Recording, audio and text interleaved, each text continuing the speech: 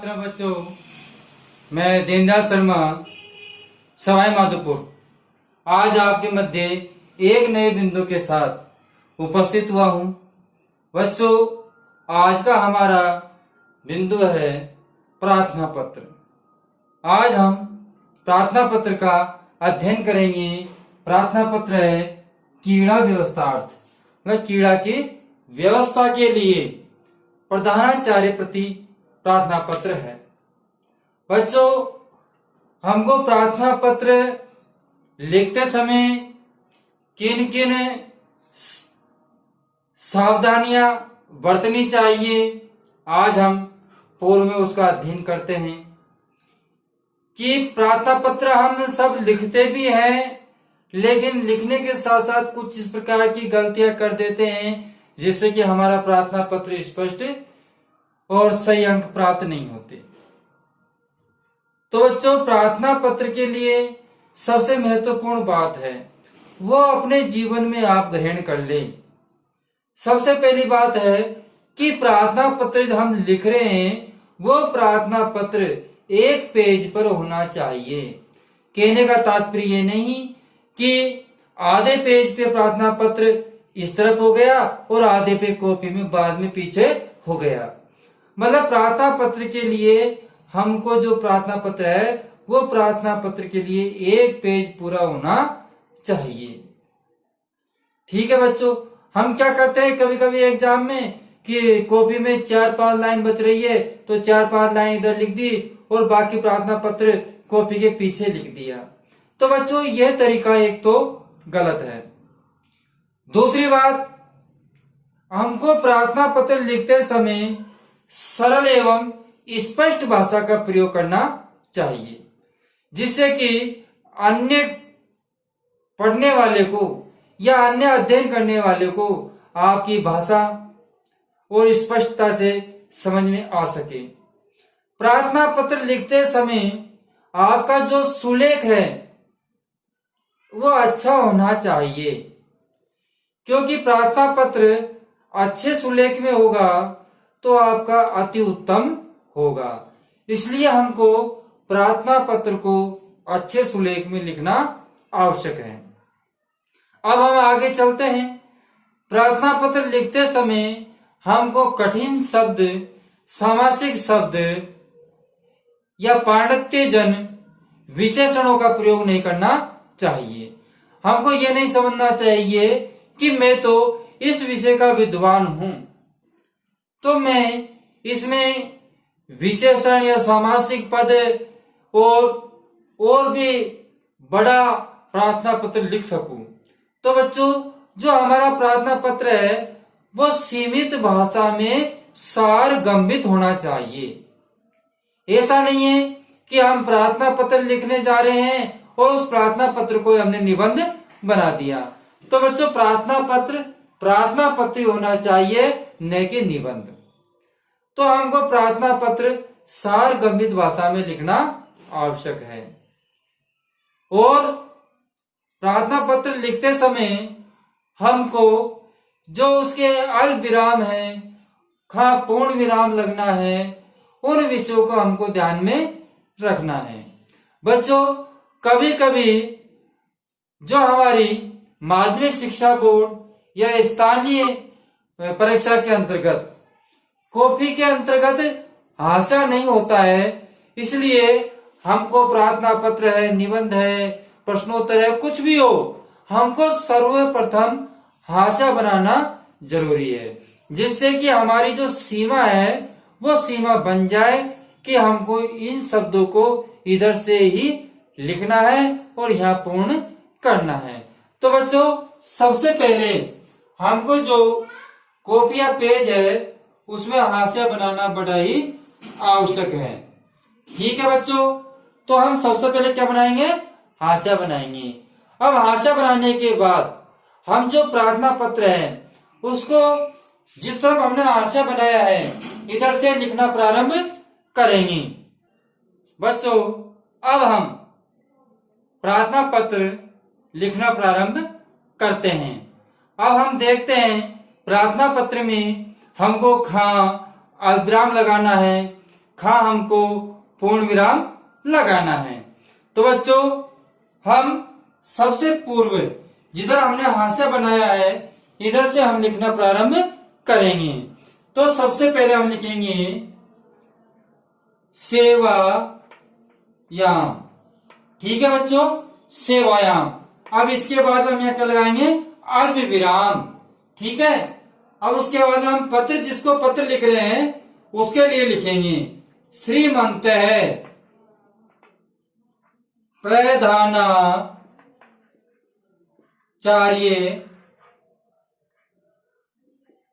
महोदय। ठीक है बच्चों, अब यहाँ विराम लगा देंगे क्योंकि आपको यहाँ लिख रखा है प्रधानाचार्य महोदय को, विद्यालय के जो प्रधानाचार्य महोदय हैं उनको प्रार्थना पत्र लिखना है। ठीक है, अब हमको क्या लिखना है, विद्यालय का नाम। तो बच्चों विद्यालय का नाम क्या दे रखा है, उच्च माध्यमिक आदर्श विद्या मंदिर विद्यालय। ठीक है, तो हम लिखते हैं उच्च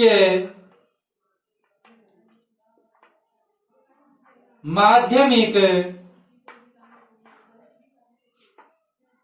आदर्श विद्या मंदिर, फिर यहाँ पूर्ण विराम लगा देंगे। ठीक है, अब विद्यालय किस जिले का है बच्चों, जयपुर का है, सवाई माधोपुर का है, जहाँ का भी अपना विद्यालय है उस जिले का नाम हम लिख देंगे। हमको क्या नाम दे रखा है जिले का, सवाई माधोपुर से, जो आपके पेपर के अंतर्गत आ जाएगा। तो हम लिखेंगे बच्चों सवाई माधोपुरम, सवाई माधोपुरम। अब यहाँ पूर्ण विराम लगा देंगे। क्या लगा देंगे बच्चों, पूर्ण विराम हम लगा देंगे। हमारा यहाँ पूरा संबोधक शब्द हो गए। अब हम आगे चलते हैं, इसी क्रम में लिखेंगे महोदया। अब बच्चों जो महोदया है ये हमारे संबोधन कर रहे हैं, हम महोदय क्या कर रहे हैं, संबोधन कर रहे हैं, तो हम यह संबोधन चिन्ह लगाएंगे। ठीक है, ठीक है बच्चों। अब हमको पत्र लिखते समय हमारी भाषा बिल्कुल सरल होनी चाहिए। ठीक है, अब हम यहां से पत्र लिखते हैं सविनय। ठीक है, सविनयम मतलब विनय पूर्वक क्या कर रहे हैं हम, निवेदन। तो निवेद्यते, निवेद्यते, निवेद्यते माने निवेदन करते हैं। ठीक है, यत, यत का मतलब होता है कि, निवेदन करते हैं कि अस्माकम विद्यालय, अस्माकम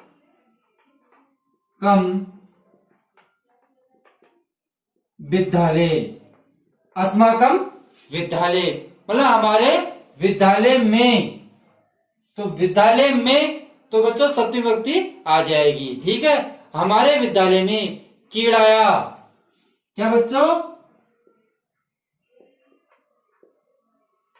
कीड़ाया क्या नहीं, कीड़ा का समुचिता व्यवस्था नास्ति, समुचित व्यवस्था नहीं है। ठीक है, तो कीड़ाया समुचिता, समुचिता व्यवस्था। अब बच्चों पंक्ति को यहां से लिखेंगे, इसके नीचे से व्यवस्था नास्ति, हमारे विद्यालय में क्रीड़ा की या खेल की क्या नहीं है, समुचित पूरी व्यवस्था नहीं है। ठीक है बच्चों, अब हमारा यहाँ पर पूरा वाक्य हो गया, इसलिए हम पूर्ण विराम लगा देते हैं। अब आगे चलते हैं, शारीरिक विकास आए, शारीरिक विकास आए, शारीरिक विकास, शारीरिक विकास आए मतलब शारीरिक विकास के लिए। ठीक है, अपने शरीर के या शारीरिक विकास के लिए क्रीडनपि माने खेलना भी। ठीक है बच्चों। क्रीडन अपि माने खेलना भी, क्रीडन अपि या क्रीडन अपि खेलना भी आवश्यकम भवति। क्या होता है बच्चों? आवश्यकम भवति मतलब खेलना भी आवश्यक है। ठीक है, अब हमारा यहाँ पर पूर्ण विराम लग जाएगा क्योंकि हमारा वाक्य पूरा हो गया तो हम वहां पूर्ण विराम लगा देंगे। अब आगे सुनिए। अध्ययन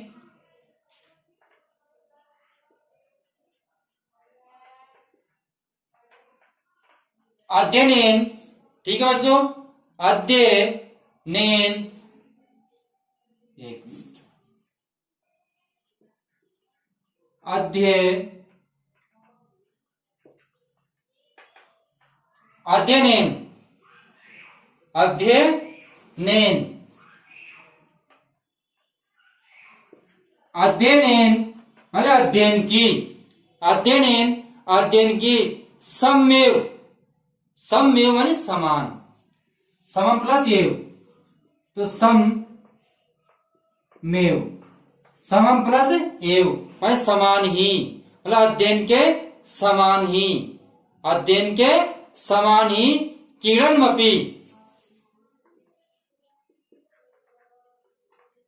क्रीडनमपि माने खेल भी, जैसा जितना अध्ययन है ना इतना खेल भी इतना ही आवश्यक है। इसलिए अस्मभ्यम रोचते हमको अच्छा लगता है।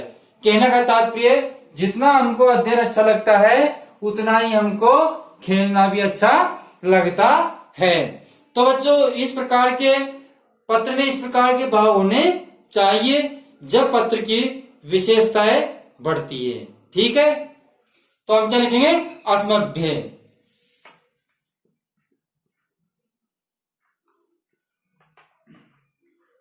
अस्मभ्यम, ठीक है, अस्मभ्यम मानी हमें रोचते। क्या बच्चों? रोचते मानी अच्छा लगता है। जितना हमको अध्ययन अच्छा लगता है उसके समान ही हमको खेलना भी अच्छा लगता है। अतः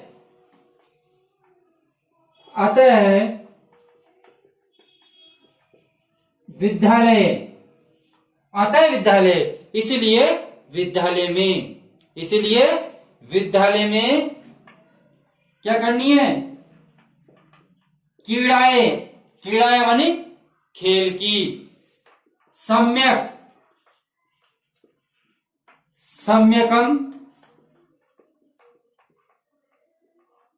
व्यवस्था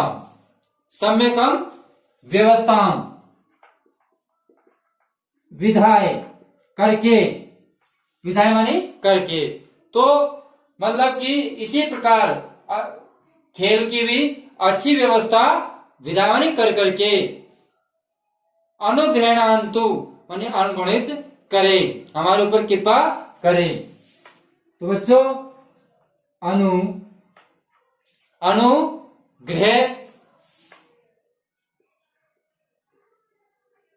अनुग्रहणंतु अब है क्या लिखेंगे बच्चों? आधा लिखेंगे। ठीक है, न और आधा न और तय। ठीक है, अनुग्रहणंतु। अब इसी प्रकार आगे लिखते हैं श्रीमत्ते, मतलब श्रीमान हम पर ऐसी अनुग्रह करे, ऐसा हम पर कृपा करे। तो श्री मत्ते। ठीक है, तो हमारा यहाँ ये पत्र पूर्ण हुआ। इस पत्र के अंतर्गत हमने पढ़ा था कि हमको खा पूर्ण विराम लगाना है, खा का अल्प विराम लगाना है, कम भाषा में लिखना है लेकिन सरल लिखना है और स्पष्ट लिखना है और सारगम्भित लिखना है। तो बच्चों इस पत्र में बिल्कुल सारगम्भित है और खेल की जो हमको आवश्यक बात प्रधानाचार्य से कहनी है वो हमारी पूर्ण बातें इसमें आ गई है। हमने इसमें बताया है कि सविनय निवेदिते, विनय पूर्वक निवेदन है कि हमारे विद्यालय में क्रीड़ा की समुचित व्यवस्था नहीं है। शारीरिक विकास के लिए खेलना भी आवश्यक है। ठीक है बच्चों, अध्ययन के जितना हम अध्ययन आवश्यक है, अध्ययन के समान ही हमको खेलना भी अच्छा लगता है। जितना हमको अध्ययन अच्छा लगता है, अध्ययन करना अच्छा लगता है, पढ़ना अच्छा लगता है, इतना ही हमको खेलना अच्छा लगता है। अतः इसलिए आप विद्यालय में जो खेल की है वो सम्यक माने अच्छी प्रकार से व्यवस्था करके हमको अनुग्रहित करे श्रीमान जी। इतना सा हमको लिखना है जिसमें हमारे पत्र की पूर्ण बातें उसके अंदर आ गई। हमको ज्यादा कुछ इतना विशेष नहीं लिखना है, हमको तो जो अपन को बात कहनी है वही बात को सारगंभीर एवं सरल रूप में प्रेषित करनी है। ठीक है, अब हम इसके बाद में लिख सकते हैं धन्यवाद दिनांक, वो अपन इधर लिख सकते हैं, चाहे इधर भी आप लिख दो, कोई दिक्कत नहीं है। जैसे कि आपने धन्यवाद के बाद दिनांक लिख दी। दिनांक आज जैसे कि अपने 10/9/2020 है।